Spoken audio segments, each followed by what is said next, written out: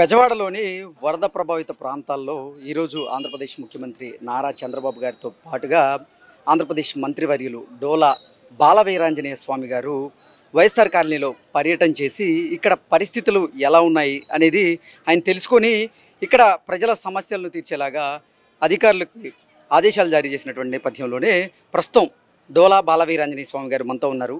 ఇక్కడ చంద్రబాబు గారు ఏ ఏరియాల్లో ఈరోజు పర్యటన చేశారు, ప్రజలకి ఎటువంటి భరోసా ఇచ్చారు, అసలు అందరికీ అన్ని సహాయక చర్యలు అందుతున్నాయా లేదా అనేది మనం ఈరోజు తెలుసుకునేటువంటి ప్రయత్నం అయితే చేద్దాం. సార్ హాయ్ సార్, సహాయక చర్యలు ఎలా అందుతున్నాయి సార్? సహాయ చర్యలు బాగానే జరుగుతూ ఉన్నాయండి. ఈ కాలనీకి ఎగ్జాక్ట్గా 5 days 6 days బ్యాక్ సీఎం గారు రావడం జరిగింది. ఆ రోజు చాలామంది మాకు అందలేదు అనేది కంప్లైంట్ చేసిన తర్వాత హెలికాప్టర్ల ద్వారా ఇవ్వడం జరిగింది భోజనం. ఆ తర్వాత ట్రాక్టర్లు, లారీలు, బోట్లు వీటన్నిటి ద్వారా కూడా ప్రతి ఒక్క ప్రాంతానికి ప్రతి ఒక్కళ్ళకి కూడా భోజనము, పాలు, నీళ్లు అందించి ఏర్పాట్లు చేసామండి. ఈరోజు ముఖ్యమంత్రి గారు వచ్చిన తర్వాత కొంతమంది మాకు డోర్ టు డోర్ ఇవ్వలేదండి, బ్లాక్ దాకా వచ్చి ఇచ్చారనే విధంగా వాళ్ళు చెప్పడం జరిగింది. ముఖ్యమంత్రి గారు ప్రతి ఒక్కళ్ళకి కూడా డోర్ డెలివరీ జరిగింది, ఏ ఒక్కళ్ళు మిస్ కాకూడదని చెప్పడం జరిగింది. ఇది ఆ విధంగా తగిన చర్యలు తీసుకొని పూర్తి చేస్తాం. వరద కూడా బుడమేరు ఏదైతే గండి పూడ్చడం జరిగిందో పూడ్చిన తర్వాత నిన్నటి నుంచి ఇప్పటివరకు 2 అడుగుల మేర లాగేసింది వాటరు. రేపటికి ఇంకా తగ్గుతాయని చెప్పి మేము విశ్వసిస్తూ ఉన్నాం. ముఖ్యమంత్రి గారు కూడా వెంటనే శానిటేషన్ కూడా పూర్తి చేసేసి ప్రతి ఒక్కటి క్లీన్ చేసే విధంగా రోడ్లు ఆ ప్రాంతం చర్యలు తీసుకోమని చెప్పారు. కొంతమంది మాకు ఆటోలు పాడైపోయినాయి, బైకులు పాడైపోయినాయి అని చెప్పిన వాళ్ళకి పూర్తి స్థాయిలో ఇన్సూరెన్స్ కంపెనీలతో మాట్లాడి ఇన్సూరెన్స్ లేకపోయినా సరే చేపిస్తామని చెప్పేసి ముఖ్యమంత్రి గారు భరోసా కల్పించడం జరిగింది. అదేవిధంగా కొంతమంది మహిళలు గ్యాస్ స్టవ్లు రిపేర్లని, తదితరంగా ఫ్రిడ్జ్లు పాడైపోయినాయి అని చెప్పేసి ఇవన్నీ చెప్పడం జరిగింది. వాళ్ళందరూ కూడా నేను అండగా ఉంటామని చెప్పారు. వీధికి స్ట్రీట్ వెండర్స్గా వీధిలో వ్యాపారాలు చేసుకునే వాళ్ళకి వాళ్ళ బళ్ళు ఇవన్నీ కూడా నేనే కొనిచ్చి మీకు అండగా ఉంటానని చెప్పేసి నమ్మకం కలిగించారండి. అందుకే వాళ్ళందరూ కూడా ఈ వరద సమయంలో కూడా కష్టాలు మర్చిపోయి మా ముఖ్యమంత్రి చంద్రబాబు నాయుడుకి జేజేలు పలకడానికి కూడా చాలా మాకు కాస్త ఈ కష్టాల్లో కూడా పనిచేసే వ్యక్తికి, ప్రజల కోసం ఉన్న వ్యక్తికి ప్రజలు జేజేలు పలుకుతారు కష్టాన్ని మర్చిపోయేదానికి నిదర్శనంగా కనిపించిందండి.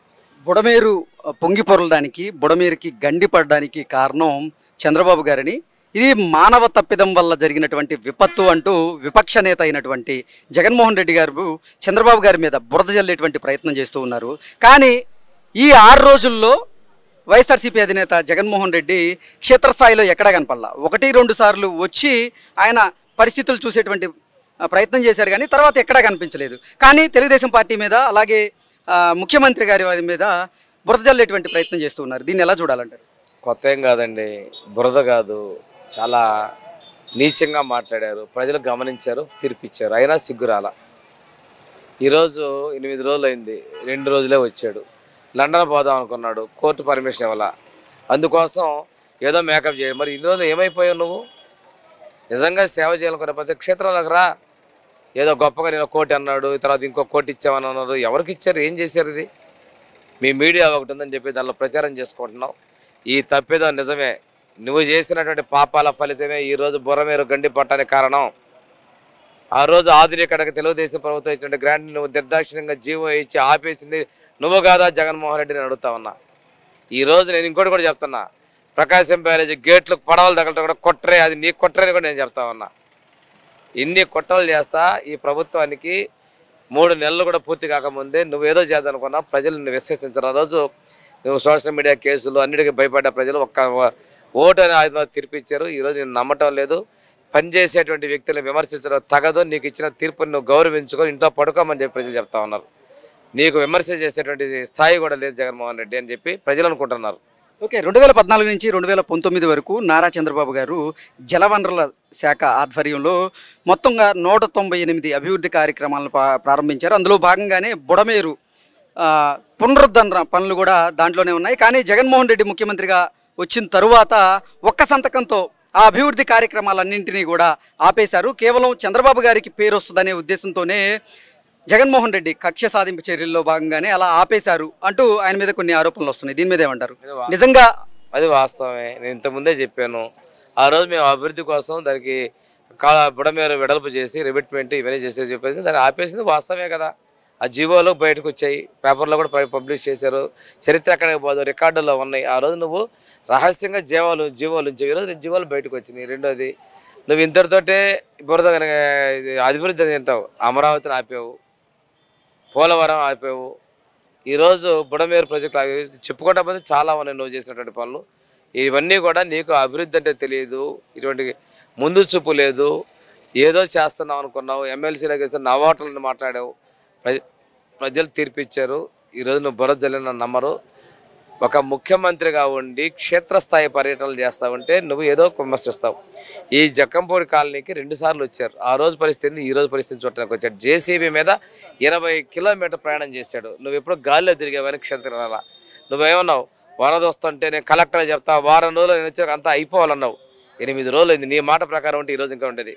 ప్రజలు చెప్తున్నాడు, అయ్యా మా టైం బాగుందయ్యా, ఎలక్షన్ జరిగిందయ్యా, చంద్రబాబు నాయుడు ముఖ్యమంత్రి మీరు కనపడుతున్నారు, అదే ఎలక్షన్ జరగకపోతే మాకు అదే దేవుడు కూడా పట్టించుకోడు కదయ్యా, మా కోసం ఈ వరద వస్తుందని చెప్పి ఎన్నికల్లో చంద్రబాబు నాయుడు గెలిచాడని చెప్పేసి ప్రజలు చెప్తున్నారు. ఇంత మించి నీ గురించి మాట్లాడుకోవడం. బుడమేరు ప్రాంతంలో అంటే అధికారాన్ని అడ్డం పెట్టుకొని జగన్మోహన్ రెడ్డి అలాగే జగన్మోహన్ రెడ్డి క్యాబినెట్లో ఉన్నటువంటి కొంతమంది మంత్రులు, వైఎస్ఆర్సీపీలో ఉన్నటువంటి కొంతమంది ప్రజాప్రతినిధులు కూడా అక్రమ నిర్మాణాలకి చేపట్టారు. దానివల్లే ఇప్పుడు బుడమేరు పొంగడానికి కూడా కారణం అంటూ అంటే కొన్ని వార్తలు వస్తున్నాయి. వారి మీద ఏమంటారు సార్? నిజంగా ఆ బుడమేరు పరిసర ప్రాంతాల్లో జగన్మోహన్ రెడ్డి అధికారాన్ని అడ్డం పెట్టుకొని అక్రమ నిర్మాణాలు చేపట్టారా?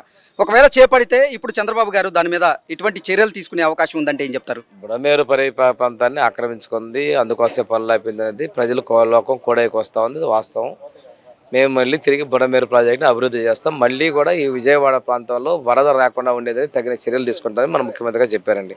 ఇది ఆ విధంగా తగిన చర్యలు తీసుకొని పూర్తి చేస్తాం.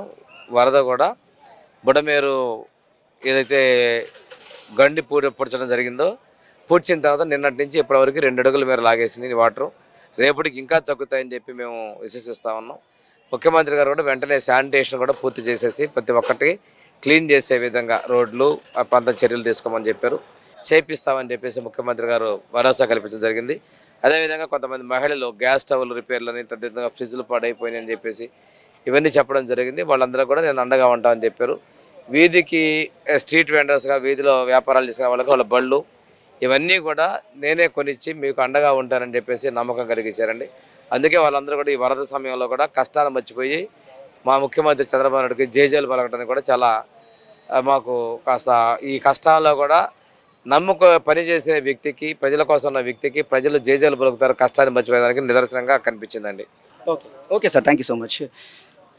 సో మనం చూస్తున్నట్లుగా ఈ బుడమేరులో నిజంగా అధికారాన్ని అడ్డం పెట్టుకొని జగన్మోహన్ రెడ్డి అలాగే జగన్మోహన్ రెడ్డి క్యాబినెట్లో ఉన్నటువంటి కొంతమంది మంత్రులు అలాగే వైఎస్ఆర్సీపీలో ఉన్నటువంటి కొంతమంది ప్రజాప్రతినిధులు అక్రమ నిర్మాణాలు చేపట్టారు ఈ బుడమేరు వాగు దగ్గర. సో వాటన్నింటి మీద చర్యలు తీసుకుంటామంటూ కూడా డోలా బాలవీరాంజనేయ స్వామి గారు అయితే చెప్తూ ఉన్నారు.